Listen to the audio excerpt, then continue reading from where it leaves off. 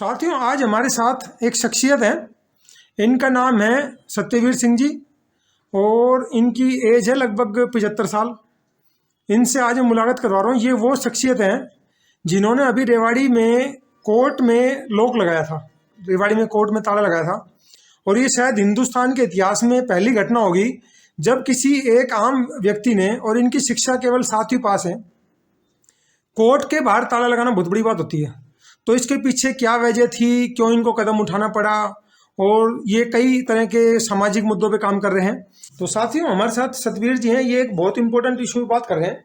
क्या होता है, जैसे हम वकील करते हैं, किसी वकील से मिल गए, आपको कोई केस करना है, वो कहते हैं मैं तो 50,000 लूंगा, 1 लाख लूंगा, तो वो आपसे पैसे लेते हैं कैश में, लेकिन उसमें रसीद कहीं भी नहीं देते। तो उसमें सबसे बड़ी गड़बड़ जो होती है कि वकील ने जैसे आपसे 1 लाख लिए, तो 1 लाख का कहीं रिकॉर्ड नहीं होता उसने 1 लाख लिए, और उसकी वजह से क्या है, इनकम टैक्स से दायरे से बच जाते हैं। और कोई व्यापारी हो, कोई काम करे, ट्रांजैक्शन करे, उसका तो सरकार ने वो बना दिया, अभी तो आप हर चीज का रिकॉर्ड रखोगे। इनकम टैक्स में लेते हैं, इनकम टैक्स वाले कार्रवाई करते हैं, नोटिस भेज देते हैं। इस वकीलों वाली फीस में अरबों रुपए का सरकार को टैक्स का नुकसान होता है, जो इसमें इनकम टैक्स बनता है। वकालतनामा आप साइन कर ले, रिकॉर्ड में दिखाते नहीं, तो इससे सरकार को बहुत बड़ा नुकसान होता है। अंकल अभी बता रहे थे कि अगर ये रसीद दें या उसका कोई रिकॉर्ड आ जाए किसी रूप में कि भाई इसने इतने पैसे लिए, तो उससे सरकार को अरबों रुपए का टैक्स का फायदा मिलेगा। तो अंकल, आप इस बारे में बात कर रहे थे कि वकीलों का इसका समाधान कैसे नहीं कर सकता है। सरकार कानून बनाए कि भाई क्लाइंट को रसीद देनी पड़ेगी। अगर ये कम पैसे की रसीद देगा तो क्लाइंट उतने ही पैसे देगा। तो अगर सरकार कानून बना दे तो जनता को भी ताकत मिल जाए, और ये जो टैक्स की चोरी कर रहे हैं ये नहीं होगी, और अरबों रुपए का सरकार को फायदा होगा। और कहना को कानून को जानकार, और कानून के जानकार वही चोरी कर रहे हैं, सबसे ज्यादा वही चोरी कर रहे हैं। और जज भी इस बात को नहीं सुन रहे कि भाई वकील आ रहा है, ये 2 नंबर में आ रहा है। जब इसके पास रसीद ही नहीं है, जो क्लाइंट से पैसा लिया वो ही नहीं है, तो ये केस सुन कैसे रहे जज। हाँ, दूसरा इसमें क्या होता है, अपोजिट पार्टी से मिल गए, उधर से पैसे ले लिए। उधर वकीलों में नैतिकता की बहुत ज्यादा कमी है, और जिस हिसाब से LLB डिग्री हो रही है, बहुत बुरा हाल है, बहुत बुरा। मतलब पैसे ले लिए तो भी काम नहीं करते, तो भी अब तारीख लगेगी, उस दिन कहेंगे ऑर्डर कॉपी निकालनी है, एप्लीकेशन देनी है, 1500 उसी तारीख पे ले लेंगे, और उसका कोई रिकॉर्ड नहीं है।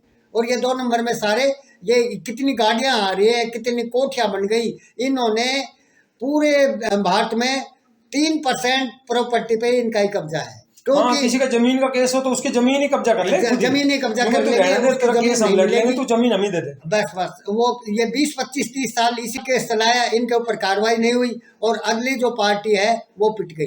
पैसा दे दे के 30 साल में कितना खर्चा हुआ, हर तारीख पे लाओ पैसे, हर तारीख पे लाओ पैसे, तो भी ना मिला। नारनौल में 2 हाईकोर्ट के जज थे, एक एक्सपायर हो गया, नरेश संघी नाम था, सतीश मित्तल था। इन दोनों ने मिलके, एक वकील था PN गुप्ता, नारनौल में 350 एकड़ जमीन शहर के बीच में कब्जा कर लिया। कोई बंदा है आप जैसा कि भाई ला जमीन ली, उस पर 5-10 लाख दे, ले तो ले, नहीं तो हाई कोर्ट तक उसको उलझा देते। और वो बंदा बेचारा समझा, 350 एकड़ जमीन पे कब्जा कर लिया। उसके खिलाफ एक वकील की जमीन फंसी, वो लड़ा, उस वकील के खिलाफ पहली FIR दर्ज हो, बहुत जोर पड़ा, दूसरी, तीसरी, चौथी, उस वकील के खिलाफ आज 4-5 FIR दर्ज है। तो सोचो, मतलब हाई कोर्ट तक के जज मिलकर ये गड़बड़ करवा रहे हैं। ये तो लोगों को इतनी जागरूकता नहीं है ना। जज के खिलाफ कार्रवाई है, जज अगर सुनने की पावर है, नहीं सुन रहा तो 7 साल की सजा है। सुनने की पावर नहीं है, सुन रहा है तो जज की 7 साल की सजा है। जज दायित्वहीन हो गया तो 7 साल की सजा है। लेकिन पब्लिक में जजों के खिलाफ केस डाले कौन, अब बंदे का हम बंदे नहीं, ये केस डाले कौन, लेकिन लड़ेगा नहीं वकील के खिलाफ, उसको सुनेगा कौन। अब ये वर्मा के जो जले नोट मिले थे, 50 करोड़ मिले, ये मिले थे, और उसका केस दब गया। अब बोला इसके खिलाफ अभियोग आएगा, लेकिन अभियोग नहीं आया। आज भी वो चीफ जस्टिस है। इसको सुनवाई पुलिस में होनी चाहिए, और पुलिस इसके खिलाफ कार्रवाई करे, क्योंकि ये आपराधिक केस है, और आपराधिक केस की कार्रवाई पुलिस ही करेगी, ना कि सरकार करेगी। हाँ, शर्म नाम की चीज तो बची। सोचो 50 करोड़ मिल गए, इतना स्पष्ट सबूत, उसके बावजूद, और वहां पे परिंदा पर मार नहीं सकता, कहे मेरा पैसा ही नहीं, पैसा फिर आया तेरा नहीं तो किसी और को दे, तेरे घर में कैसे धर के परिंदा पर नहीं मार सकता, वहां तेरे घर में तेरा था जब ही तो जला है, वो तो शुक्र आग लगी। हाँ, अगर आग न लगती तो पता नहीं चलता, पता ही नहीं, फायर ब्रिगेड आ गई तो पता चल गया। अब इसके खिलाफ कार्रवाई करेगा कौन? जजों के खिलाफ पुलिस कार्रवाई करे। जज वैसे सम्मानित है, लेकिन अगर माँ अपने बेटे को मार दे तो वो सम्मानित नहीं माननी चाहिए, और सम्मानित वो है जो सम्मानित का काम करे। जज सम्मानित है, लेकिन जब ये भ्रष्टाचार फैला रहे और अपने पद का दुरुपयोग कर रहे तो ये सम्मानीय नहीं है। 200 परिवारों को जज है, उन्हें वही आपस में एक दूसरे को बनाते हैं, तो उनमें न्याय का चरित्र बचा ही नहीं। बे नाम के जज हैं, हाई कोर्ट सुप्रीम कोर्ट के जज बनता हो, बढ़िया सैलरी, बढ़िया फैसिलिटी, एक से एक फैसिलिटी, विदेश घूमो, मजे लो और अपने वैसे कुछ करना धरना है नहीं। मन में आया तो कर दो, रिश्तेदार जान करो तो नहीं तो मत करो। मन में आया तो उससे कुछ पैसे ले लो, भैया मैं तेरा फैसला कर दूं तेरे हिसाब से। मर्डर वाले को बचाना, कुछ बचाना बचा देंगे, उसके लिए सबके पास टाइम। अगर आतंकवादी के लिए रात को 2 बजे कोर्ट खुल जाएगा। हाँ, आम बंदा जो मर रहा है उसको बचाने के लिए नहीं है। जेलों में लाखों लोग निर्दोष लोग बंद है, उनको बचाने के लिए पैसा नहीं है। वहां से कोई चिट्ठी लिख दे, जेल से लिखना कितना मुश्किल है, उस पर कार्रवाई करने के लिए। राजनेता 30-30 साल केस चले हुए हैं उनके खिलाफ, बलात्कार, अपहरण, चोरी, डाके, लेकिन 30-40 साल केस चलेगा उसके खिलाफ फैसला आना चाहिए 2 साल में कि भाई 2 साल में उसकी सजा हो गई और वो चुनाव नहीं लड़ सकता। अभी योगी मुख्यमंत्री था, इसके खिलाफ 180 केस थे जिसमें 80 हीनियस क्राइम थे, यानी खतरनाक अपराध। इसने अपने केस वापस ले लिया। अब सुप्रीम कोर्ट हाई कोर्ट कुछ बोल ही ना रहा, क्योंकि ये उनके वो है तो ये आपराधिक मानसिकता वाले जब तो ऐसे काम करें, घर तोड़वा दो, विरोधी को निपटाना, उसका घर तोड़ दो, उसको टपका दो, उसको मर्डर कर दो।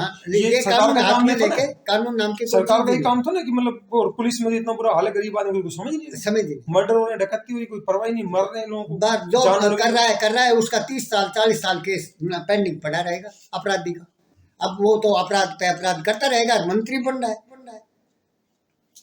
तो इन्होंने बहुत इंपॉर्टेंट मुद्दा उठाया है, आम पब्लिक को पता भी नहीं है और हम भुगत रहे हैं, परेशान भी हो रहे हैं, शोषण हो रहा है और सामाजिक आर्थिक मानसिक शोषण हो रहा है, बहुत खतरनाक तरीके से संगठित गैंग हो गया। जज के खिलाफ कार्रवाई नहीं करता, वकील जज के खिलाफ कार्रवाई नहीं करता, जज वकील के खिलाफ कार्रवाई नहीं करता, पुलिस इनसे डरती है, हाई कोर्ट के जज इनको बचाए थे, इनका बिजली का माफ कराते, कभी कुछ। तो इतना संगठित गैंग हो गया कि आम आदमी कुछ कर नहीं पा रहा। तो इन्होंने क्या है कि आज जो कोशिश की है, ये देश के आने वाली पीढ़ियों तक प्रेरणा देगी और हिंदुस्तान में शायद ही ऐसा केस होगा कि किसी ने ऐसी हिम्मत मारी हो।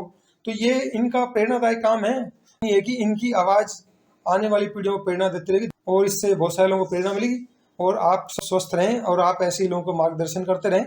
आपने हिम्मत वाला काम किया, ईश्वर आपको स्वस्थ रखे, आपकी लंबी आयु दे, ताकि आप लोगों को ऐसे ही प्रेरित करते हैं, जागरूक करते हैं। धन्यवाद, जय हिंद। साथियों, आपको हमारा वीडियो अच्छा लगता है, इसको लाइक करें, कमेंट करें, सब्सक्राइब करें। आपको हमारे वीडियो में कोई भी कमी लगती है, इंप्रूवमेंट लगता है, सजेशन लगता है, आप हमें कमेंट सेक्शन में जाके जरूर बताएं ताकि भविष्य में जो भी जानकारी लेकर आए आपको बेहतर से बेहतर जानकारी दे सके। धन्यवाद, जय हिंद।